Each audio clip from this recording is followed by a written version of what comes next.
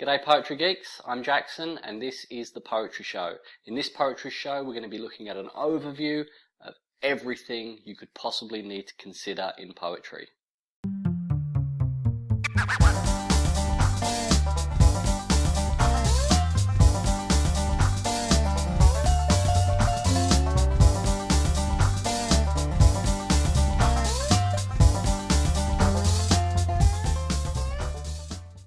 So how can I make so bold a claim as to say that this video is going to cover everything you need to know about poetry?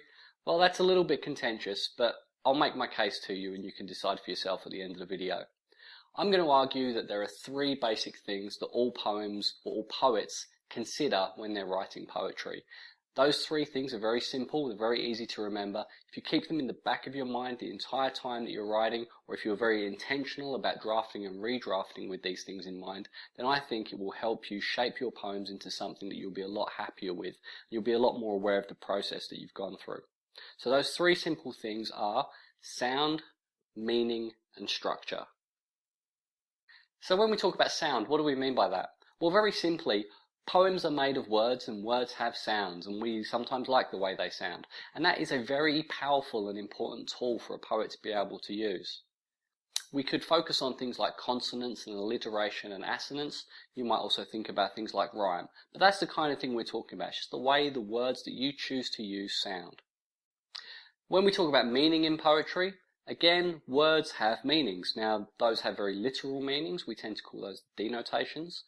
So just very literally what a word means. You can also talk about the connotations of words. Sometimes a word might say one thing, but might make you think something different. It might put different images in your mind. And when we talk about imagery, we can also talk very generally about images. You know, you can talk about the words you use to describe sensory experiences, to put that image in somebody's mind. Or you might use more specific examples of imagery like similes or metaphors where you're drawing comparisons. And then another area of meaning you might look at would be something like irony or ambiguity.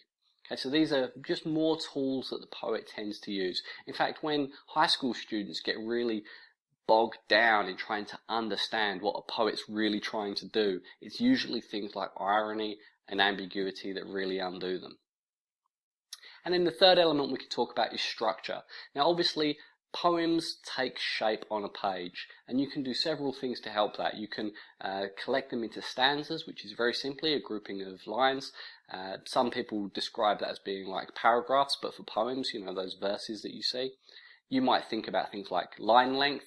There's several tools that you can use in that regard. You can use enjambment or enjambment.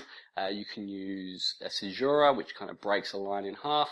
You could use end-stopped lines. All of these are structural decisions that you might make.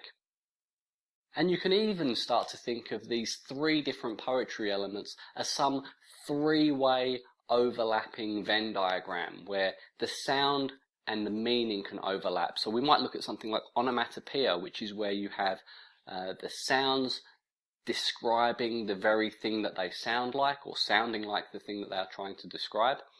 So you can imagine that that is both a sound quality of the words, but it's also very closely linked to its meaning.